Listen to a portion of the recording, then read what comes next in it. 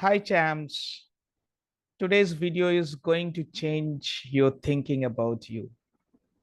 So please watch it till the end and I promise you that you will never be the same after the end of the video. Whether we realize it or not, each of us carried about with us a mental blueprint or picture of ourselves.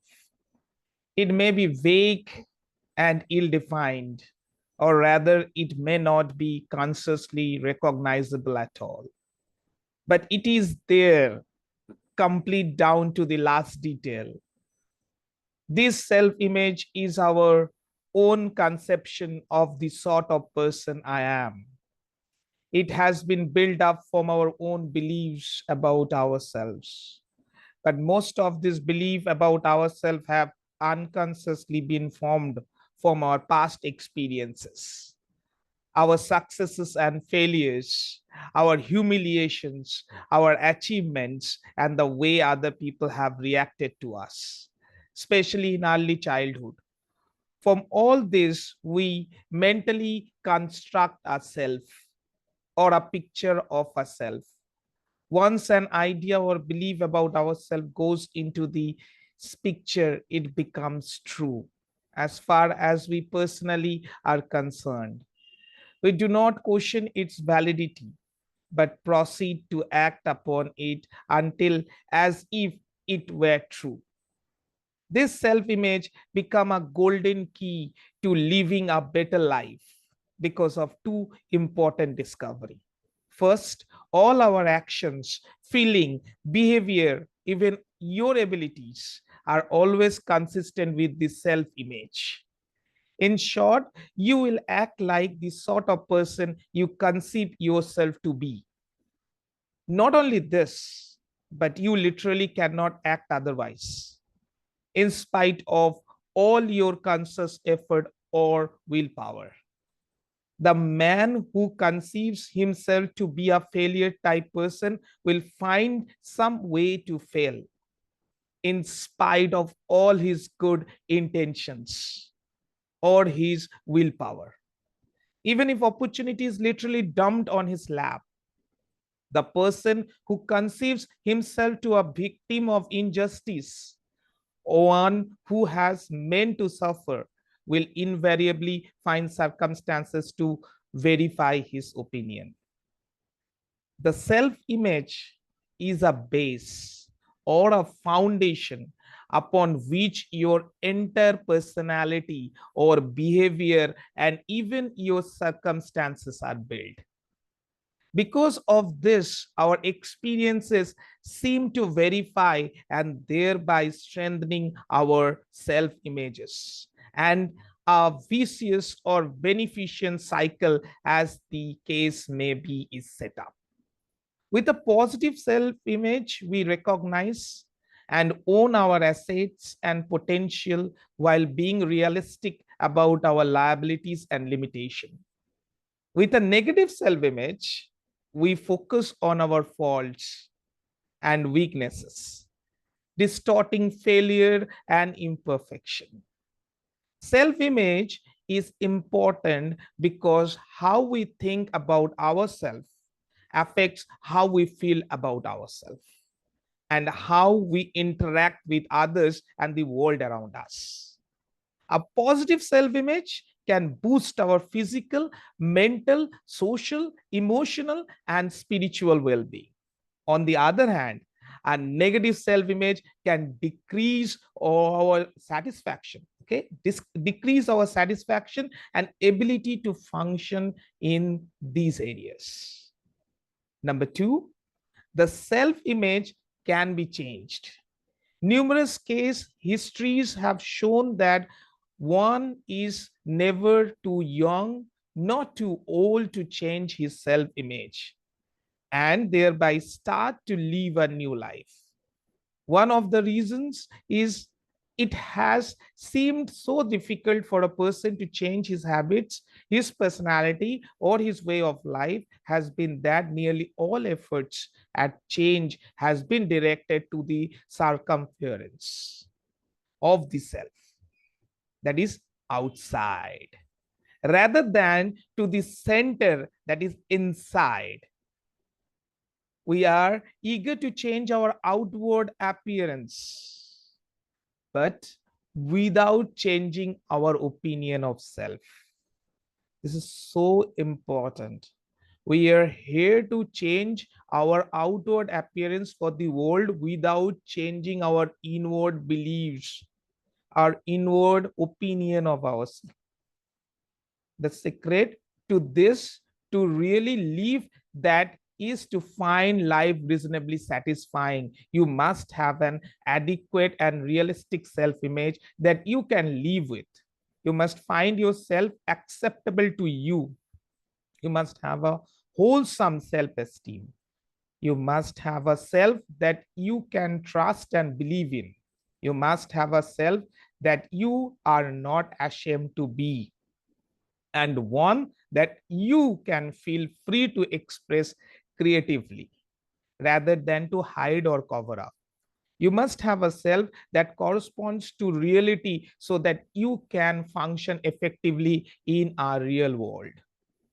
You must know yourself, both your strength and your weaknesses, and be honest with yourself concerning both. Your self-image must be a reasonable approximation of you, being neither more than you are nor less than you are. In one sense of the word, every person on the face of the earth is inferior to some other person or persons. I know that I cannot bat like Virat Kohli, sing like Arijit Singh, or dance as well as Prabhu Deva. I know this, but it does not induce feeling of inferiority within me and plague my life. Simply because I do not compare myself unfavorably with them and feel that I am no good merely because I cannot do certain things as skillfully or as well as they. I also know that in certain areas, every person I meet, from the chaiwala on the corner to the MD of an organization, is superior to me in certain respects. But that does not mean I am inferior as a person. Virat cannot sing like Arijit. Neither Arijit can bat like Virat, but both are successful in their given field. And you don't have to be like Virat Kohli or Arijit Singh to be successful in life. Success is something that you have to define for yourself, and no one can do it for you. Success could mean a sense of giving back to the world and making a difference. It could mean a sense of accomplishment and career progression. It could mean being able to do the things you love. It could mean being able to provide the best possible upbringing for your children. It's entirely up to you. A one size fits all approach is impossible for this success. It is not knowledge of actual inferiority, inferiority in skill or knowledge, which gives us an inferiority complex and interferes with our living. It is the feeling of inferiority that does this. The feeling is more important over here. And this feeling of inferiority comes about for just one reason. We judge ourselves and measure ourselves not against our own norms or power, but against some other individual's norms. When we do this, we always, without exception, come out second best. But because we think and believe and assume that we should measure up to some other person norms, we feel miserable and second rate and conclude that there is something wrong. All this comes about because we have allowed ourselves to be hypnotized by the entirely erroneous idea that I should be like so and so, or I should be like everybody else. There are no fixed standard common to everybody else. Everybody else is composed of individuals, no two of whom are alike. The person with an inferiority complex invariably compounds the error by striving for superiority. His feelings spring from the false premise that he is inferior. From this false premise, our whole structure of logical thoughts and feeling is built. If he feel bad because he is inferior, the cure is to make himself as good as everybody else. And the way to feel really good is to make himself superior. This striving for inferiority gets him into more trouble, cause more frustration. He becomes more miserable than ever. And the harder he tries, the more miserable he becomes. Inferiority and superiority are reverse side of the same coin. The cure lies in realizing that the coin itself is fake. The truth about you is this: you are not inferior, you are not superior, you are simply you. You as a personality are not in competition with any other personality simply because there is no another person on the face of the earth like you or in your particular class. You are an individual. You are unique. You are not like any other person and can never become like any other person. You are not supposed to be like any other person, and no other person is supposed to be like you. God created short people and tall people, large people and small people, skinny people and fat people, black and white people. He has never indicated any preferences for any one size, shape, or color. Stop measuring yourself against their standard. You are not them and can never measure up. Neither can they measure up to yours, nor should they. Once you see this simple, rather self evident truth, accept it and believe it, your inferior feeling will vanish. I just came across a very beautiful letter from a school principal to the parents before the exam. This is how it should be. I encourage you all to do the same. This letter should be on the wall, displayed to all the parents, teachers, and elders, and more importantly, before us.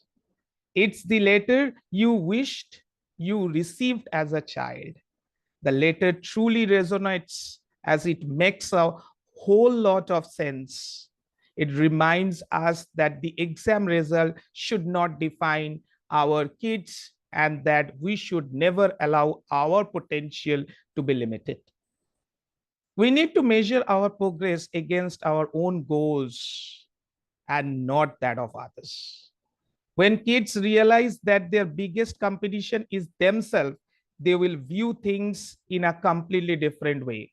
The letter that we are about to read that was apparently sent to parents prior to exam at a school in Singapore is something that we hope puts things into perspective for not only you but your children.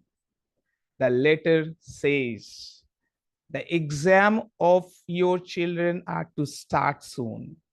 I know you are all really anxious for your child to do well.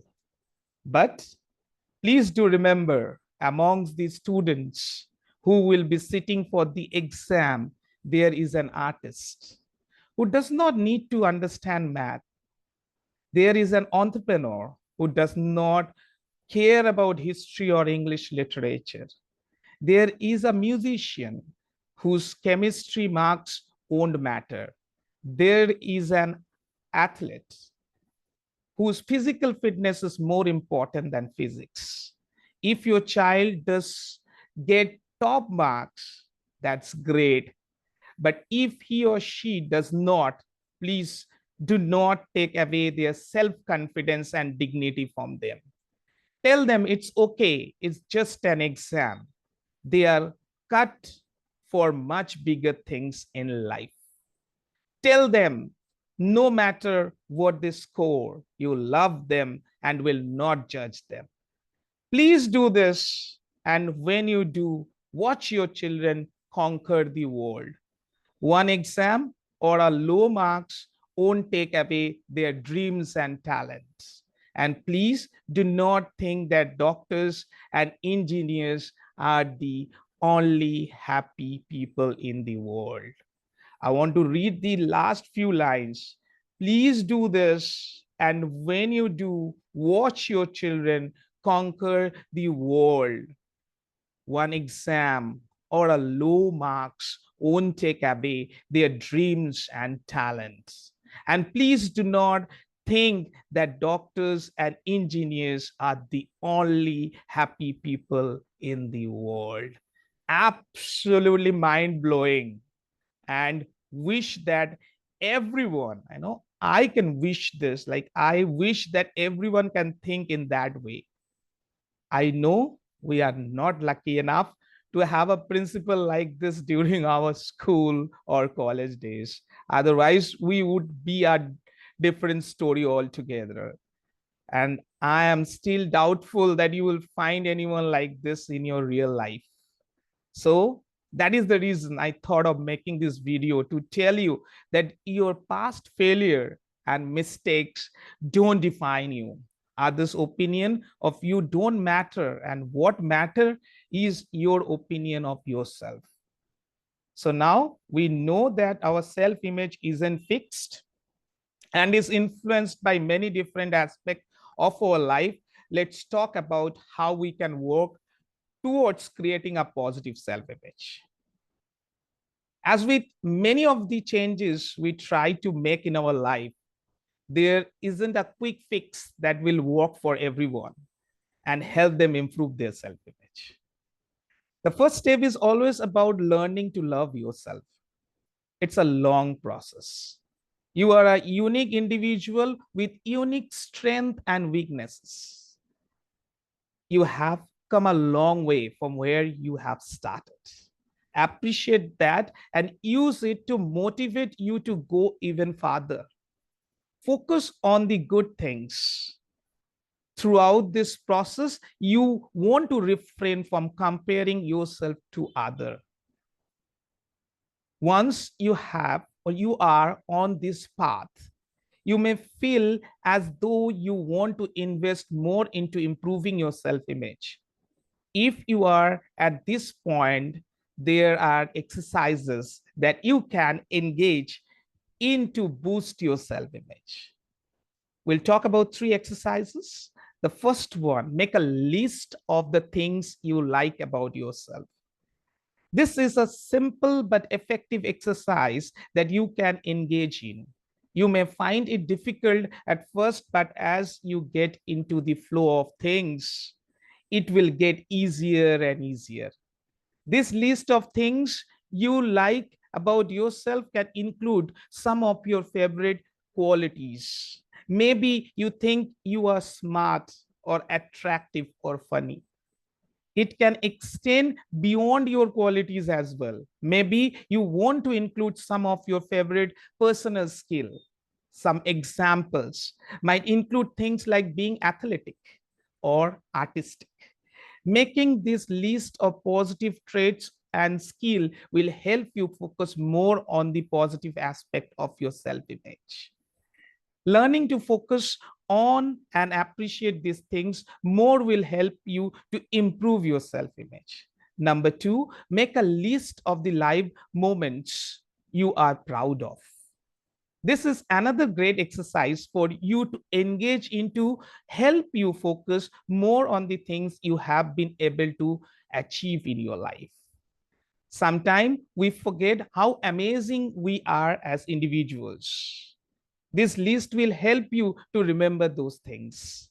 This list can include things that are as large as winning a big competition, getting recognized for a major contribution, or achieving some high level accomplishment that you have been working towards for a long time. They can also be smaller things like learning to be more sociable or completing a task.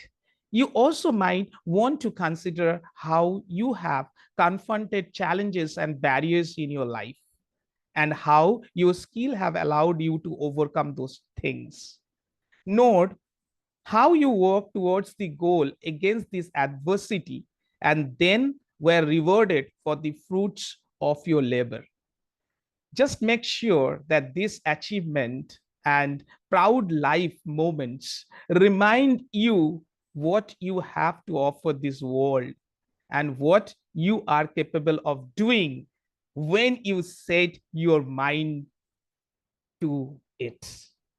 Number three, make a life appreciation bank. This is the last exercise that I have to share with you, and it's a good one. You see a lot of similar exercises out there now in things such as gratitude journals, which have you reflect on a few things every day that you are grateful for. Basically, in this exercise, you are going to create a list again.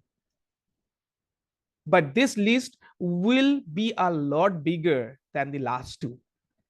So make sure you have a bit of time to complete this exercise.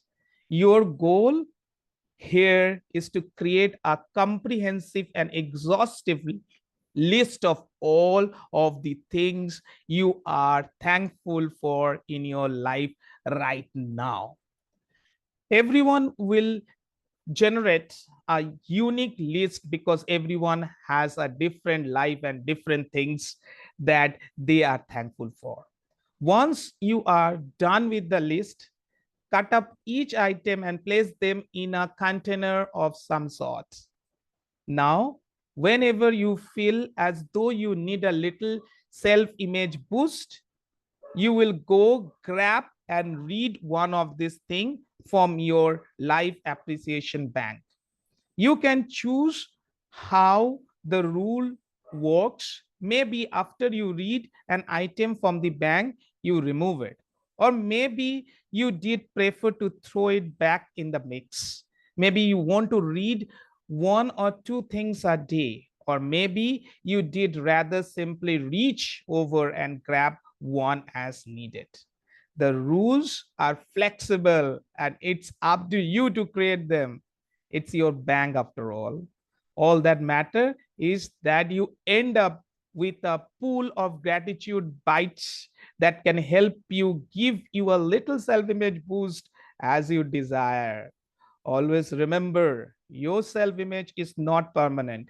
It is a dynamic concept that will vary as you grow and evolve and as the way you view yourself changes. So don't allow yourself to get stuck living with a negative self-image.